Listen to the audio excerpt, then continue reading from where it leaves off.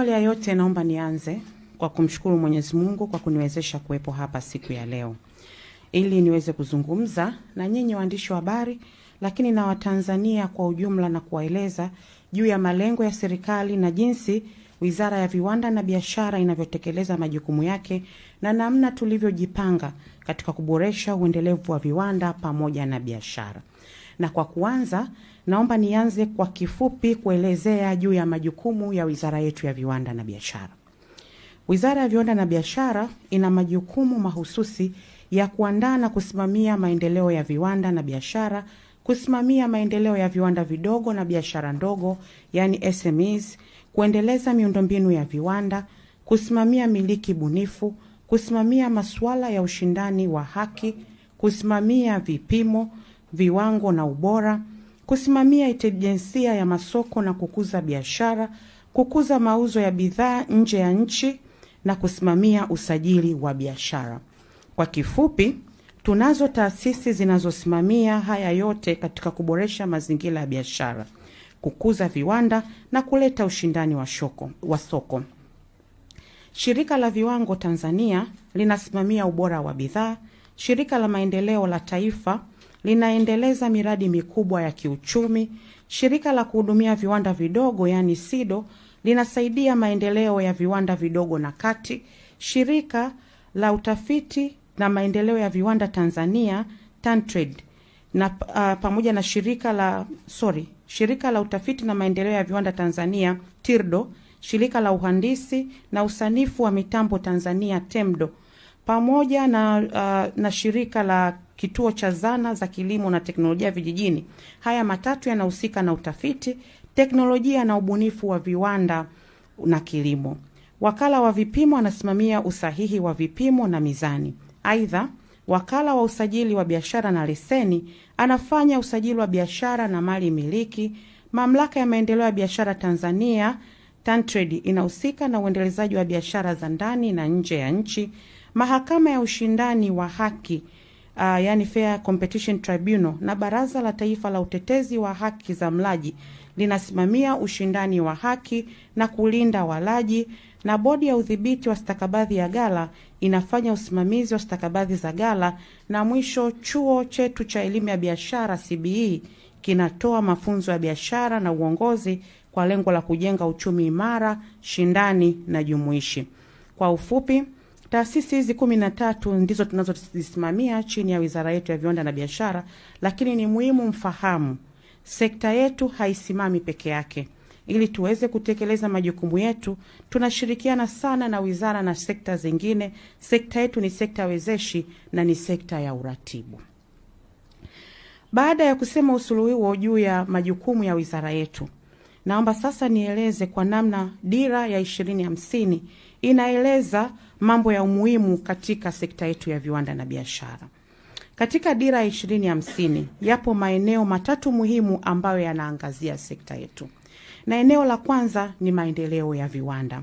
Dira inaweka viwanda na uzalishaji kama msingi wa mabadiliko ya kiuchumi, ikitambua kwamba Tanzania itafikia kwa urahisi maendeleo ya kudumu kwa kuongeza mnyororo wa thamani, na mnyororo wa thamani unaongezeka kwa kuzalisha ajira, unapunguza uagizaji wa bidhaa za nje, unavutia uwekezaji. Na hapa ndipo viwanda vinapozalishwa, na mwisho tunafanya uchumi unakuwa shirikishi na kupanua wigo wa Tanzania katika kushiriki kwenye biashara. Lakini eneo la pili ni sekta ya biashara na masoko ya nje. Katika sekta ya biashara, dira inasisitiza kuimarisha ushiriki wa Tanzania katika masoko ya kikanda na kimataifa. Takwimu za biashara za nje zinaonyesha kuwa thamani ya jumla ya mauzo ya nje ya bidhaa na huduma nchini imeongezeka kwa zaidi ya 9.8 kufikia takriban dola za Kimarekani bilioni 14.72 kwa mwaka 2024 ikilinganishwa na mwaka uliopita kabla ya huo. Japokuwa tunakabiliwa na upungufu wa biashara yani trade deficit, ambapo uagizaji wa bidhaa unaendelea kuwa juu kuliko mauzo ya nje ya nchi. Sekta ya tatu ni eneo la tatu ni sekta binafsi na ujasiriamali. Dira inaeleza wazi kuwa sekta binafsi ndio injini kuu ya ukuaji wa uchumi. huku serikali ikibaki kuwa mwezeshaji kupitia sera bora, sheria rafiki kwa wafanyabiashara na miundombinu imara. Dira pia inasisitiza ukuaji jumuishi wa biashara kwa kuhamasisha ushiriki wa wafanyabiashara wadogo, wakati na wakubwa, na kutoa kipaumbele kwa vijana, wanawake na watu wenye ulemavu ili kuhakikisha maendeleo yanawafikia Watanzania wote. Wenzetu wa mipango na uwekezaji wametuambia kuelekea utekelezaji wa dira 2050 kwenye mitaji zaidi ya 60% inatoka kwenye sekta binafsi. Na ndio maana sekta binafsi kwa sisi ni injini muhimu sana kuelekea utekelezaji wa dira 2050. Kwa lugha nyepesi, dira ya maendeleo ya taifa inaweka wazi kuwa viwanda imara, biashara yenye ushindani na sekta binafsi yenye nguvu ndizo nguzo kuu za ustawi wa taifa na msingi wa kujenga uchumi imara, shirikishi na wa kipato cha kati cha juu. Katika mwaka 2021 mpaka 2024, katika kipindi cha kwanza cha serikali ya awamu ya 6, serikali ya awamu ya 6 imeboresha mazingira ya ufanyaji wa biashara. Na mojawapo ya maeneo ambayo yanaweza kudhorotesha ukuaji wa biashara kama hayataangaliwa vizuri, basi ni sera, kanuni na sheria ambazo hazijauishwa kulingana na mazingira na mabadiliko ya kiuchumi. Haya maeneo matatu yanaweza kuleta unafuu mkubwa wa ufanyaji biashara na kuvutia uwekezaji. Kwa hiyo naomba niseme kwa kifupi namna ambavyo kwenye kipindi cha kwanza cha serikali ya awamu ya 6 namna ambavyo tumeweza kuboresha na kuleta ufanisi kwenye ufanyaji wa biashara. Katika upande wa sera, pamoja na nyingine nyingi, tumeuisha sera ya taifa ya biashara, sera ya maendeleo endelevu ya viwanda na sera ya uendelezaji jasiriamali ndogo na zakati. Tumeuisha sera hizi ili kuendana na mahitaji ya sasa, na sasa tunaendelea kuifanyia kazi sera ya miliki bunifu. Uchumi wa sasa unahitaji kuendana na mahitaji ya sasa ya uchumi wa Tanzania na ushindani wa kimataifa. Na kwa kweli tumeanza kuona manufaa ya kuwaisha sera zile. Na kwa mfano, sera ya taifa ya biashara tuliiboresha mwaka 2023 ili kuweka msisitizo kwenye biashara ya nje, yani export led growth, badala ya kutegemea soko la ndani peke yake.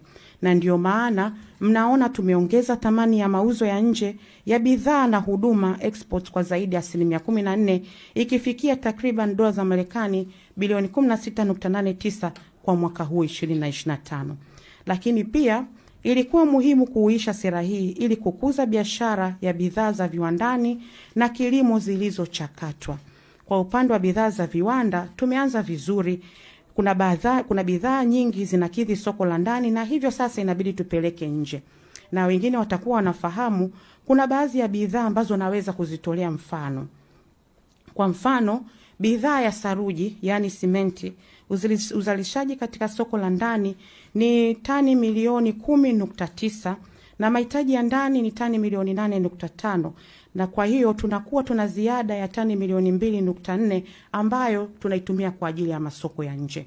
Lakini vile vile bidhaa nyingine sisi tumezoea kuita marumaru, tiles, ambapo sisi tunazalisha takriban metric ton 125,000 kwa siku, na mahitaji ya ndani ni metric ton 80,000 kwa siku, na kwa hiyo tunakuwa tunapunguzo hapo za ziada karibia 45,000 ambayo sasa ndo tunapeleka kwa ajili ya soko la nje. Lakini vile vile tuna bidhaa inaitwa float glass. Ni zile vioo ambavyo vinatumika kwenye usanifu wa majengo.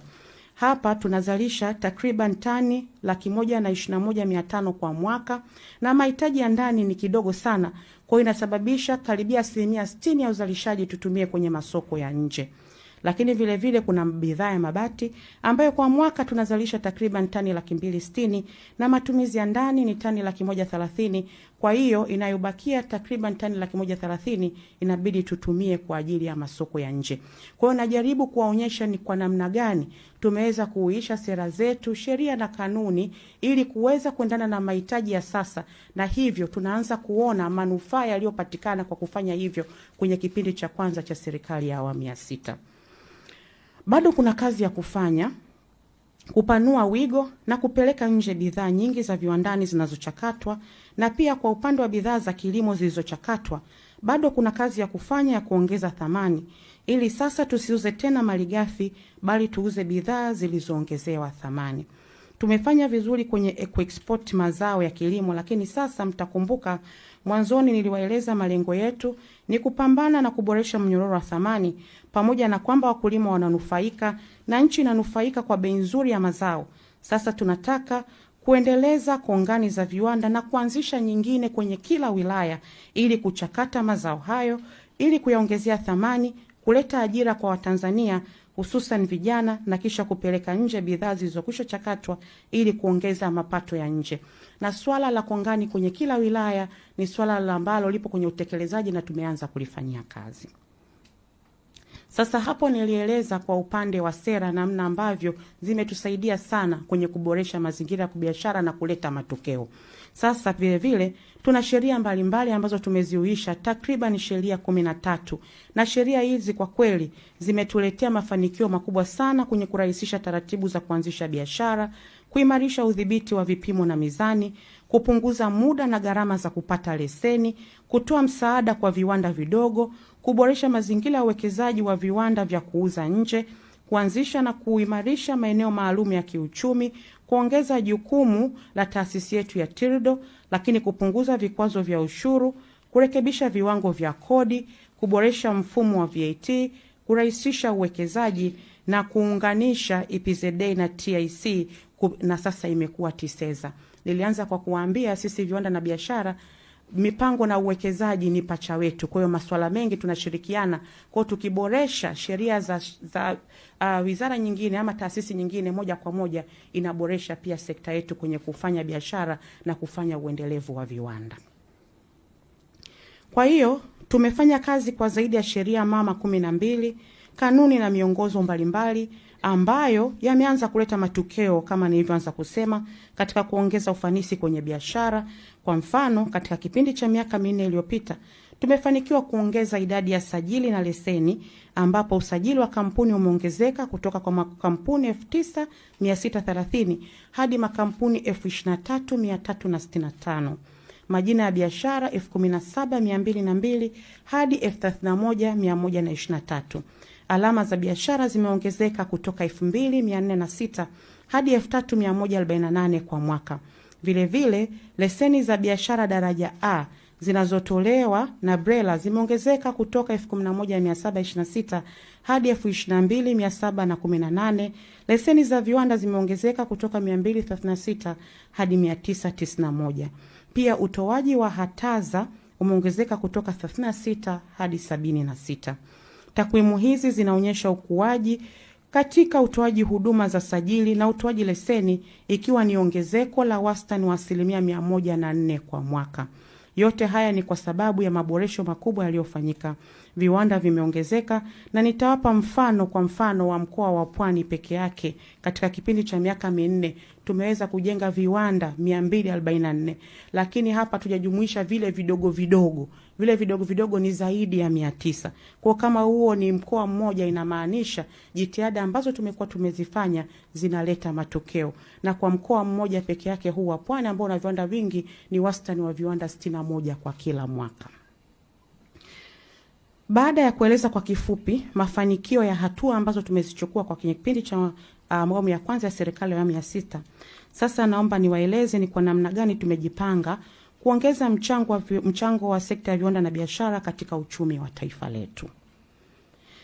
Katika mwaka wa 2024, sekta ya viwanda ilichangia 7.3% ya pato la taifa ikilinganishwa na 7.0% mwaka 2023.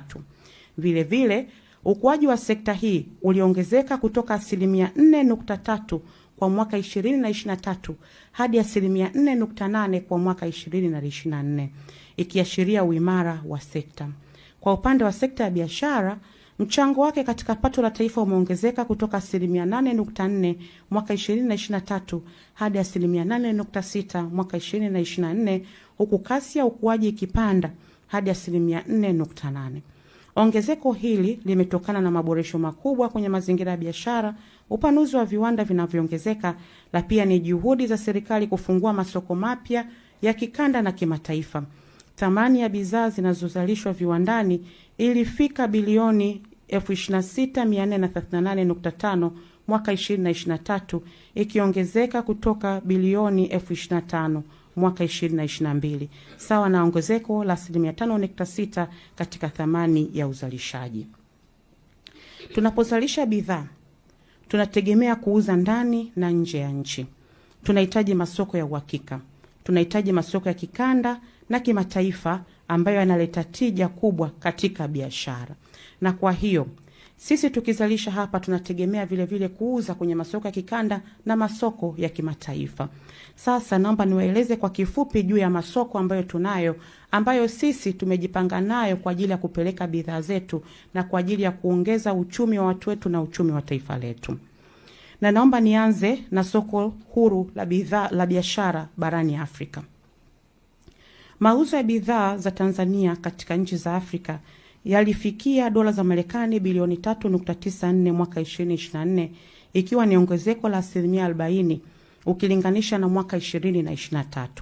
Mauzo haya yamechangiwa na uuzaji wa mazao ya kilimo kama kahawa, tumbaku, vioo, mazao ya kilimo na mazao mengine kama kahawa, tumbaku, vioo, nafaka, viungo na nyuzi za mkonge. Masoko mapya yamefunguliwa kupitia soko hili huru la biashara la barani Afrika, ikiwemo sasa tunaweza kuuza kwenye nchi kama Nigeria, Morocco, Senegal, Ethiopia, Ghana, Algeria, Djibouti na Guinea.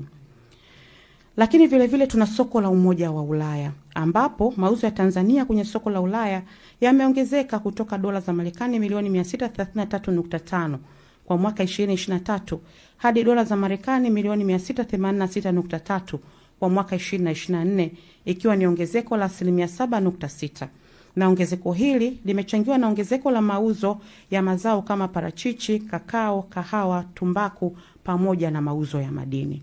Lakini vile vile tuna soko la Asia, ambapo mauzo ya bidhaa zetu yalikuwa dola za Marekani bilioni 2.92 kwa mwaka 2023 na dola za Marekani bilioni 2.84 kwa mwaka 2024, ambapo bidhaa kama korosho, mazao ya kunde, parachichi, pamba, karanga na nyama ya mbuzi zilichangia mauzo haya. Uwepo wa masoko hayo na mengine tunayoendelea kuyatafuta unatupa fursa ya kupanua wigo, kuuza biashara nje, na kwa sasa tupo katika hatua za mwisho za uandaaji wa mkakati wa mauzo nje ya nchi ambao utawajumuisha vijana katika utekelezaji wake. Tunataka mojawapo ya kundi linalopaswa kunufaika na fursa ya kupata masoko bora ya bidhaa basi liwe ni kundi la vijana, na hivyo tutahakikisha mkakati huu unaendelea kuwa jumuishi. Lakini pia ili kuweza kushiriki katika biashara, yapo masuala ya kuendelea kuyafanyia kazi ili kuongeza nguvu kubwa katika kurasimisha biashara. Na tukifanya hivyo tunakuwa tumegusa makundi mbalimbali hususan vijana, lakini tunakuwa tumeweka mchango katika kuongeza ajira. Lakini pia kuendelea kuboresha mifumo ya kidijitali ili wawekezaji na wafanyabiashara wapate huduma za kufungua na kuendeleza biashara zao kwa urahisi. Tumeshafanyia kazi urahisi wa kurasimisha biashara na kusajili biashara, japokuwa bado kuna masuala ya kuendelea kuyaboresha. Yaani ili mpaka tuweze kufikia hatua ya kuuza nje, ndizipo hatua ambazo inabidi tuzifanye tukiwa hapa ndani ya nchi. Na mojawapo ya maeneo ambayo ndio mlango wa kuanza biashara ni usajili wa biashara, makampuni. Huo ndio mlango wa sisi kuanza kufanya biashara, hata kabla ya kuwafikia hao vijana waweze kwenda kuuza nje. Kwa hiyo tumejikita pamoja na masuala mengine kurahisisha uanzaji wa biashara hapa. Mtu akiwa anataka kufanya usajili na akiwa anataka kufanya biashara basi iwe rahisi. Tumeboresha mifumo ya kielektroniki ya usajili na leseni, ambapo huduma zote za usajili na utoaji leseni zinafanyika kwa njia ya mtandao kupitia mifumo ya elektroniki.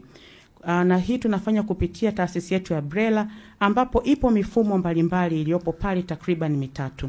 Matumizi ya mifumo yameendelea kurahisisha utoaji wa huduma na kuwafikia wadau kwa haraka, ambapo mifumo hiyo imekuwa ikifanywa maboresho ili kuwa rafiki zaidi kwa watumiaji. Maboresho hayo yanaendelea kurahisisha utoaji wa usajili wa leseni, hivyo kuongeza kasi ya urasimishaji wa biashara kwa maendeleo endelevu ya nchi. Na najua kuna wale ambao wanatumia mifumo hii sana, ikiwemo mawakili. Wamekuwa wana malalamiko kwamba mifumo labda inaleta errors hapa na pale. Napenda tu niwaambie hata sasa hivi pia kuna zoezi linafanyika kwa ajili ya kuboresha mifumo. Mifumo ile ipo mitatu. Kuna online registration system, lakini vile vile kuna Tanzania National Business Portal na Beneficial Ownership Portal. Kwa hiyo sasa kwa upande wa BRELA tunafanya marekebisho makubwa kwenye mfumo wetu wa ORS kwa ajili ya kuongezea ufanisi ili kuweza kuondoa era ndogo ndogo ambazo zinapoteza muda kwa watumiaji. Kwa hiyo tuendelee kuhakikishia tulianza mifumo ya kidijitali kwa ajili ya kuboresha huduma. Kwa hiyo kwa kadri ya matumizi na mabadiliko ya teknolojia yanavyokuja, tutaendelea kuiboresha kwa ajili ya kuleta ufanisi.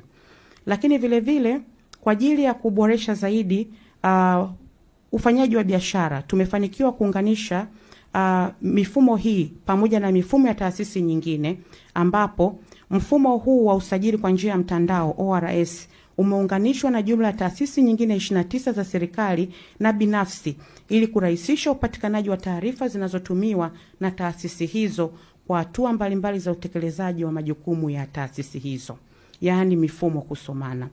Na kwa kuwa tunataka huduma pale BRELA ziweze kuwa tunapata mrejesho, tumeanzisha kituo cha huduma kwa wateja, na kituo hiki kinafanya kazi kwa siku 6 ndani ya wiki kwa ajili ya kuweza kupata mrejesho. Na kwa sababu BRELA yenyewe iko hapa Dar es Salaam na tunafanya huduma za kidijitali, tunataka tuwe tunawasiliana na wateja, na ndio maana tuna call center pale kwa ajili ya kuwafikia wateja wetu katika maeneo mbalimbali. Matumizi ya mifumo hii yameongeza kasi ya utoaji huduma na kufungua wigo wa mawasiliano na wateja, hususan katika kushughulikia changamoto za wateja kwa haraka. Simu zote zinazoingia tunahakikisha tuna rekodi na kutunza ili kuweka kumbukumbu na kuwezesha kuboresha huduma mara kwa mara. Sasa nilitangulia kwa kusema tunatambua kwamba mlango wa kwanza kufanya biashara uko BRELA na ni usajili wa biashara. Ipo mikakati tumejiwekea katika kuendelea kuboresha huduma zetu. Ya kwanza, tunaendelea kufanya maboresho ya mifumo kama nilivyokwisha sema ya usajili na utoaji leseni ili kuongeza ufanisi wa utoaji wa huduma kwa wadau wa biashara, na hata sasa nimeshasema tuna zoezi linaendelea kwa ajili ya kuupgrade mifumo yetu ya usajili ili iwe ya kisasa zaidi na kuleta ufanisi.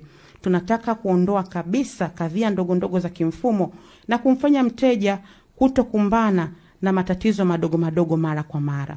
Lakini la pili, tunafanya mapitio na kutoa maoni kuhusu mapitio na maboresho ya sheria zinazosimamiwa na BRELA ili ziendane na mabadiliko ya teknolojia na kiuchumi na kurahisisha utoaji huduma. Na kwa mfano kwenye sheria yetu ya makampuni tunaifanyia mabadilisho au maboresho makubwa sana ili iweze kuendana na mabadiliko ya sasa. Lakini vile vile tunayo changamoto kubwa kwamba makampuni mengi hayahusishi taarifa zake kwenye mfumo. Kwa hiyo kwa sasa tunataka makampuni yanayofanya biashara yahuishe taarifa zake mara kwa mara ili zitusaidia kuboresha mazingira ya kusaidia kwenye kufanya biashara zao.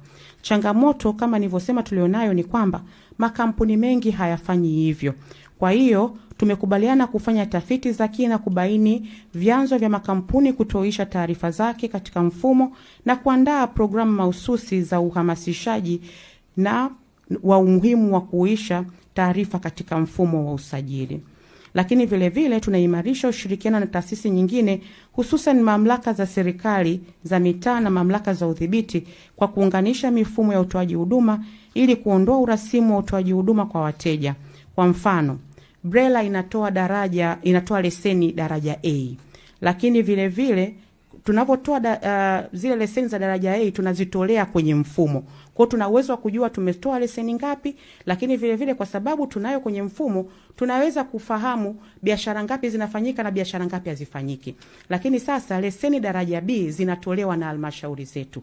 Kwa hiyo tunapata shida kwenye kuzifanyia tracing hizo biashara kama zinafanyika, zinaendelea au zimekufa. Kwa hiyo sisi nia yetu ni kushirikiana na wenzetu wa TAMISEMI ili tuwe tuna mfumo ambao unasomana ili sasa tuweze kujua kama tuna biashara na leseni tumetoa basi zinafanyika kwa aina gani ili tuweze kuboresha ufanyaji kazi wetu. Sasa baada ya kuanzisha biashara ni muhimu kuweka mifumo ya kuwezesha biashara hizo ili ziweze kukua. SIDO imesambaa nchi nzima na vijana wanapojiunga kupitia SIDO wanapewa mafunzo ya ujasiriamali na usimamizi wa biashara. Pia wanapewa mafunzo ya uchakataji wa biashara wa bidhaa mbalimbali. Aidha, wanaunganishwa na TBS ili kupata nembo ya ubora bure. Hii inawasaidia kuyafikia masoko ya ndani, ya kikanda na ya kimataifa. Kwa upande mwingine, SIDO wanatoa mikopo kupitia mfuko wetu wa ujasiriamali unaitwa National Entrepreneurship Development Fund, pamoja na mfumo uitwao Credit Guarantee Scheme kupitia benki ya CRDB. Pia mjasiriamali akihitaji kuchukua mkopo mkubwa, SIDO inatoa garantii kwa mjasiriamali huyo.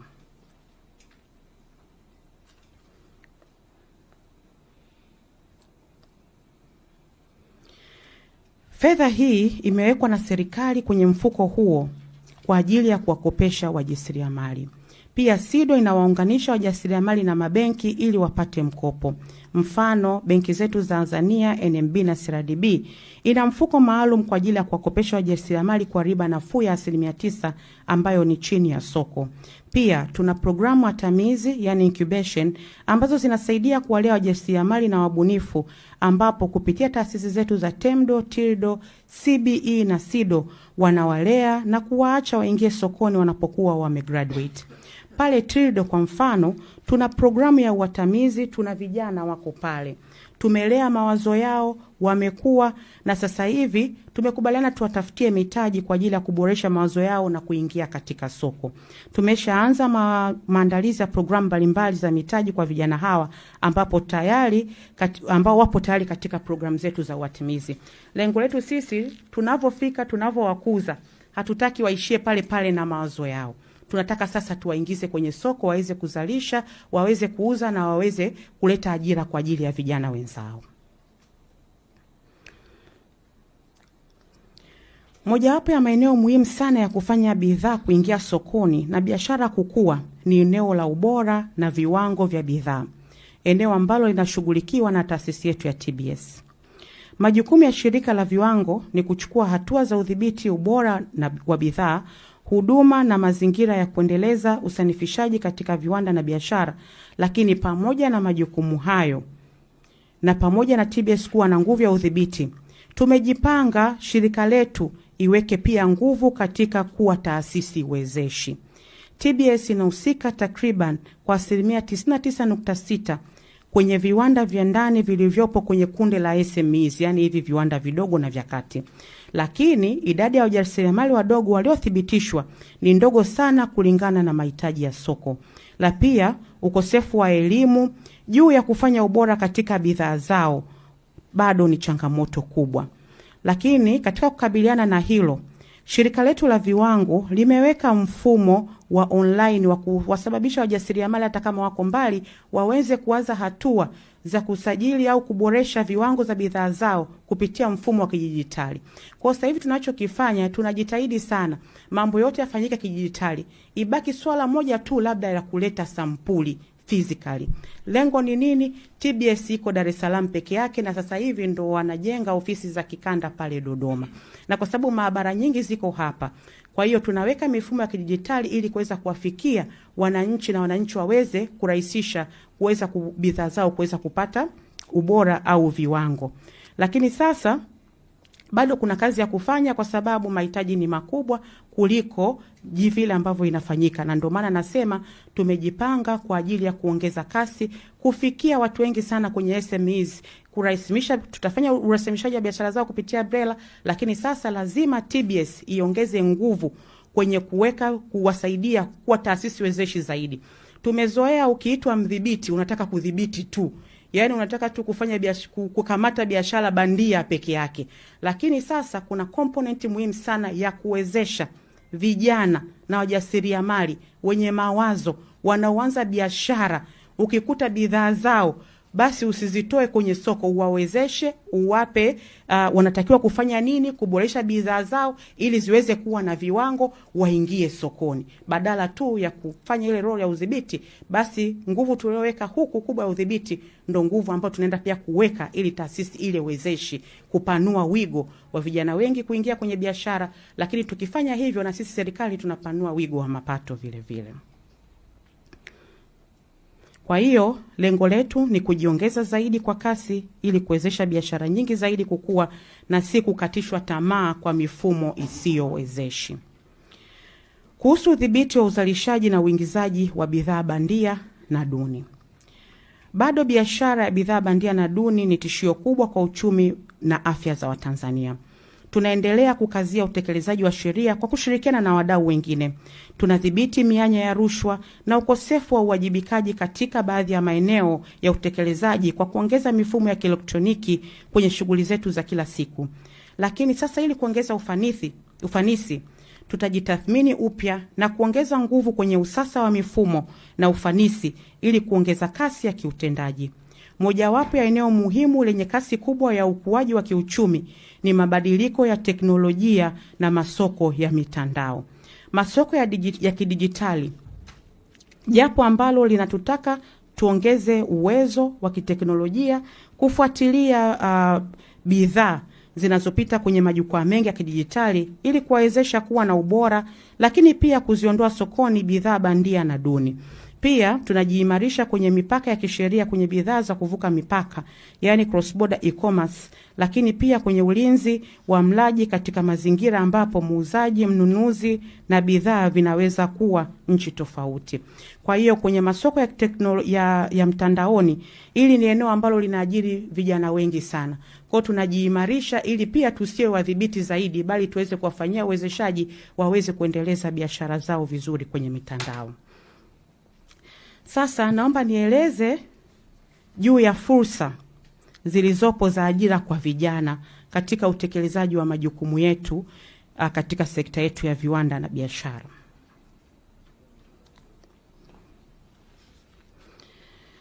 La kwanza, naomba niendelee pale ambapo nimeishia kwenye swala la biashara za kimtandao. Maendeleo ya teknolojia yamepelekea kuibuka na kukua kwa biashara mtandao, ambapo hapa nchini kuna makampuni na wafanyabiashara wanaofanya shughuli zao kupitia biashara mtandao, ambapo wengi wao ni vijana. Hadi mwaka 2024 kuna jumla ya makampuni 1820 yamesajiliwa, ambapo biashara mtandao ni shughuli yao kubwa. Kwa sasa serikali inaendelea kuchukua hatua muhimu za kuwa na mfumo madhubuti utakaosimamia biashara hiyo, ambapo mkakati wa kitaifa wa biashara mtandao unaandaliwa. Biashara mtandao ni fursa kubwa kwa vijana, na kwa kutambua hilo, mkakati unaoandaliwa kama nilivyotangulia kusema awali utajumuisha nafasi ya vijana katika biashara hiyo kwa upekee. Serikali inaona nguvu ya vijana kama sehemu muhimu ya maendeleo ya taifa lao. Tutaendelea kuweka na kubuni miundombinu, mafunzo na rasilimali ili biashara mtandao iwe rahisi kwa vijana. Tutawasaidia kwenye kuhakikisha malipo yanakuwa salama, masoko yanaendelea kuwa makubwa, na tutawapa msaada wa kitaalamu pale ambapo itahitajika. Tutaweza kuweka uwezeshi kwenye upatikanaji wa vifaa vya kiteknolojia ili vipatikane kwa urahisi, ili kila kijana awe na fursa ya kufanikisha ndoto zake. Tutahimiza ubunifu na changamoto ambazo zitaleta zawadi, kuifanya biashara mtandao iwe burudani, lakini vile vile iwe na faida. Sisi tunaamini kwa pamoja, vijana pamoja na serikali, tunaamini tunaweza kujenga Tanzania yenye wajasiriamali hodari, wenye bidhaa zinazoshindana kimataifa, na ndio lengo letu, na tutafanikisha hayo. Tutaendelea kuwa wawezeshaji na sio wadhibiti. Sasa kwenye fursa zinazopatikana kwenye uendeshaji wa viwanda vidogo pamoja na ubunifu. Hapo awali nilisema tunazo taasisi zetu ambazo tumejikita kwenye masuala ya uwatamizi. Na sisi kupitia SIDO, kama TECTILDO na TEMDO tumebuni jumla ya teknolojia mpya 17, na ambapo teknolojia hizo zimejikita katika kuchakata mazao ya kilimo, ikiwa ni pamoja na kusindika chakula, kuongeza thamani ya alizeti, kuongeza thamani ya parachichi na kubangua korosho. Teknolojia nyingine zimejikita kwenye kutengeneza mkaba mbadala. Kuna zinazotumia pumba, karatasi, makaa ya mawe, teknolojia za biogas pamoja na nyingine nyingi. Tumetengeneza mashine zaidi ya 460 na vipuri zaidi ya 3000. Mashine hizi zimesambazwa nchi nzima na zimetengenezwa kwa ajili ya kuzalisha chakula, kuchuja na kukamua mafuta ya alizeti, kutengeneza matofali pamoja na shughuli nyingine nyingi. Kwa ujumla, yote hayo yamewezesha uanzishwaji wa viwanda vidogo na yamesaidia kwa kiwango kikubwa kuongeza ajira kwa vijana, na lengo letu ni kupanua wigo na tutafanya hivyo. Na tayari hata mwezi huu tumeendelea kutoa mikopo mingine kwa ajili ya kuboresha shughuli hizo kwa vijana, na kwa sasa hivi tunajua hatuwezi kufanya sisi peke yetu. Kwa hiyo hata taasisi nyingine ambazo tunaweza tukashirikiana nazo, tunakuja kwa pamoja ili pale tunapoishia, kama tunatoa mafunzo na tunatoa mikopo na kijana anaweza kuishia kwenye kubuni teknolojia, basi tunapambana na taasisi zingine ili ziweze kumuendeleza kutokea pale ambapo sisi tumefanya. Kwa hiyo tunaleta ushirikiano baina ya taasisi zote ndani ya serikali ili kuhakikisha kijana huyu, taasisi hii kimuishia hapa, basi nyingine iweze kumuendeleza. Lakini vile vile tuna huduma za kifedha na mitaji kwa vijana. Kwa sasa mfuko uliopo chini ya Wizara ya Viwanda na Biashara kwa ajili ya kutoa mikopo kwa wajasiriamali ni mfuko ule ambao nilitangulia kusema pale awali wa ujasiriamali, ambapo umewezesha mikopo zaidi ya 841 yenye thamani ya bilioni 2.4. Lakini tunayo mikopo mingine kupitia taasisi zingine ikiwemo Benki ya Kilimo ambapo inatoa mikopo takriban bilioni 54.24 kwa viwanda vya mazao, na mfuko wa dhamana umetoa shilingi bilioni 1.96 kwa viwanda 26. Mikopo hii ni ya riba nafuu ambayo ni chini ya soko. Aidha, na mabenki nyingine wanatoa mikopo yenye riba nafuu kwa wajasiriamali, na serikali kupitia Benki Kuu inatoa mikopo ya riba nafuu hadi 3% kwa benki zote zitakazotoa mikopo kwa wakulima na wajasiriamali kwa bei ya chini ya 10% kwa mwaka. Serikali itaendelea kuongeza uwezo wa taasisi za kifedha ili kutoa mikopo kwa vijana wanaotaka kuanzisha viwanda vidogo, biashara na uzalishaji na ubunifu wa teknolojia. Lakini sasa pia kuna mpango maalum wa kukuza viwanda nchini kwa ajili ya kuongeza fursa za ajira kwa vijana.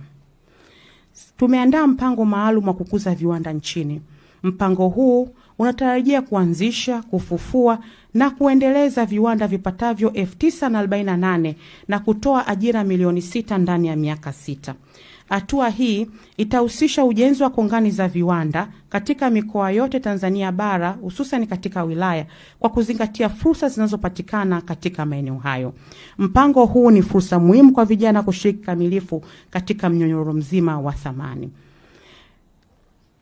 Lakini pia mtakuwa mnafahamu zipo kongani ambazo tayari zinafanya kazi. Kwa mfano, kongani ya Kwala Industrial Park ambayo Mheshimiwa Rais alieleza wakati anahutubia bunge kwa mara ya kwanza kwamba italeta ajira 100,000. Kongani hii imekwisha anza. Kwa hiyo pale ile kongani inategemewa itakapokamilika kuwe kuna viwanda vikubwa takriban 200 na viwanda vidogo takriban 300. Lakini itapatikana ajira za moja kwa moja takriban 100,000 na zisizo za moja kwa moja takriban 500,000.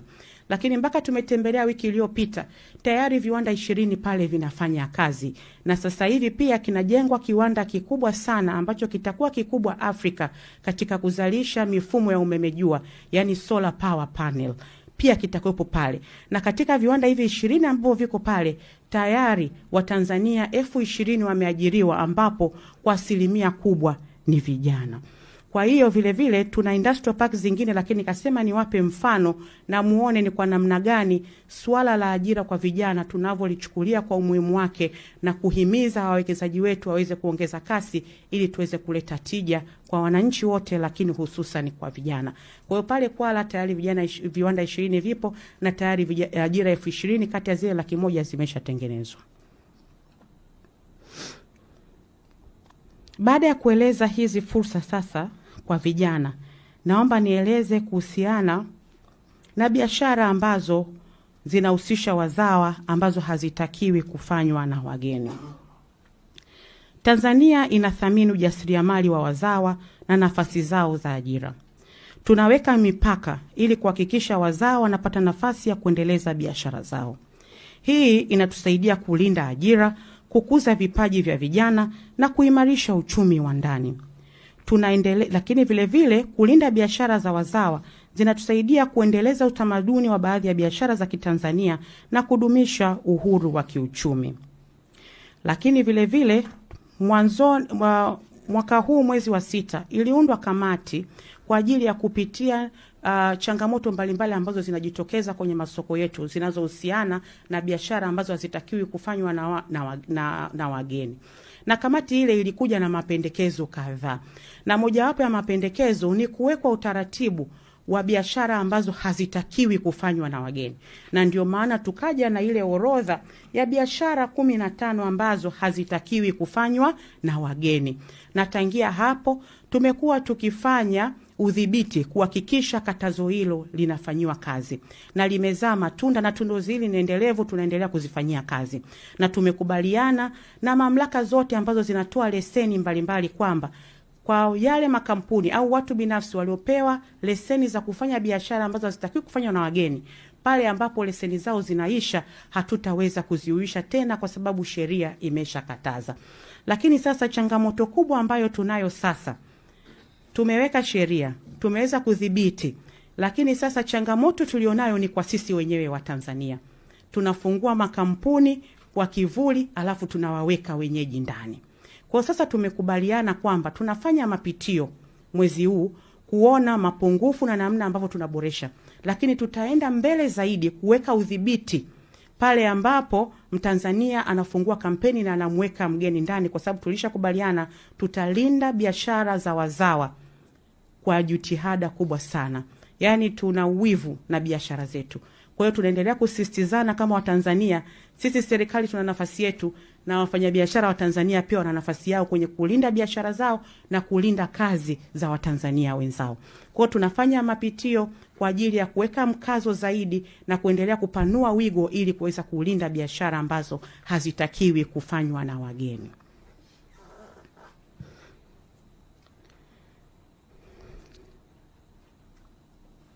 Sasa, baada ya kusema hayo, ninaomba niende kwenye hitimisho.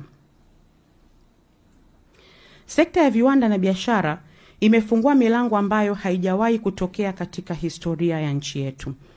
Serikali ya awamu ya 6 imeleta fursa zinazopatikana katika maeneo mbalimbali. Na nyie wenyewe mtakuwa mashahidi kwamba ipo miradi ambayo inafanyika kwa kipindi hiki ambayo ilikuwa imekwama kwa kipindi kirefu sana.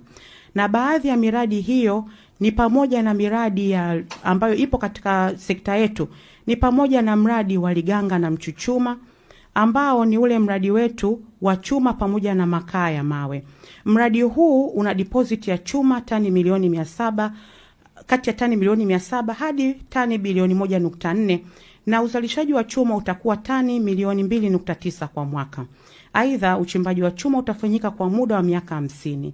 Pia mradi una deposit ya makaa ya mawe tani milioni 428 na uzalishaji wa makaa ya mawe utakuwa tani milioni 3 kwa mwaka. Uchimbaji unatarajia kufanyika kwa miaka takriban 142. Kwa upande mwingine, mradi huu utaleta mambo mengine ikiwemo uzalishaji wa umeme, lakini vile vile utaweza kuanzisha ajira nyingi kwa sababu ni mradi wa muda mrefu. Nyie mnafahamu mradi huu ulikuwa ni kama umekwama kwa muda mrefu, lakini Mheshimiwa Rais ametuwekea mazingira mazuri na sasa majadiliano yanaendelea kwa ajili ya kuhakikisha tunapiga hatua ili kuufanya mradi huu uweze kutekelezeka. Lakini tunao mradi mwingine wa magadi soda Engaruka ambao una uwekezaji wa dola za Marekani takriban milioni 700. Ukipita kwa hii njia ya Mkuranga kuna kiwanda kikubwa sana pale cha kuzalisha marumaru cha tiles, kile Goodwill. Pale zaidi ya 95% ya malighafi ni za ndani ya nchi. 5% ya malighafi tunazitoa nje ya nchi, lakini ni malighafi ambapo zipo ndani ya nchi ikiwemo soda ash. Kwa hiyo miradi kama hii ambayo ilikuwa imekwama lakini inakwamuliwa ni kwa ajili ya kuhakikisha kwenye baadhi ya uzalishaji na uchakataji wa bidhaa viwandani. Kama tunaweza kuwa na malighafi 100% zinazopatikana ndani ya nchi, basi iwepo hivyo. Kwa hiyo tukianza kuzalisha hii soda ash kwa mfano, tunakuwa tumekamilisha mnyororo wa thamani, kwa sababu 100% ya malighafi ya uzalishaji wa kiwanda kile itakuwa malighafi ambazo zinapatikana hapa ndani ya nchi. Kwa nilisema niwape mfano wa miradi hii ambayo imekwama, ambayo sasa hivi imekwamuliwa, na sisi tuna imani kubwa sana itafanyika kwa ajili ya kuongeza thamani kwenye viwanda lakini biashara zetu. Tanzania ya viwanda haiwezi kujengwa bila vijana. Serikali inaweka misingi, inaweka miundombinu, inafungua masoko, inarahisisha mikopo, inarahisisha usajili wa biashara. Na sasa ni muhimu sana vijana kushirikiana na sisi serikali chini ya uongozi wa Mheshimiwa Rais Dr. Samia Suluhu Hassan, ambaye amedhamiria kuwashika mkono katika kila hatua ya safari hii muhimu ya maendeleo ya taifa yetu. Tunategemea kwamba Tanzania iwe na uchumi wa kisasa, uchumi wa viwanda, uchumi wa ubunifu na uchumi wa biashara za kimataifa. Vijana ndio washiriki wakuu katika safari hii. Sisi ni matumaini yetu kwamba tutaendelea kuweka mwelekeo mpya kwa Watanzania wote, hususan vijana, katika kuchangamkia fursa hizi ili kushiriki kikamilifu katika kujenga uchumi wa taifa letu. Baada ya kusema hayo, ninawashukuru sana.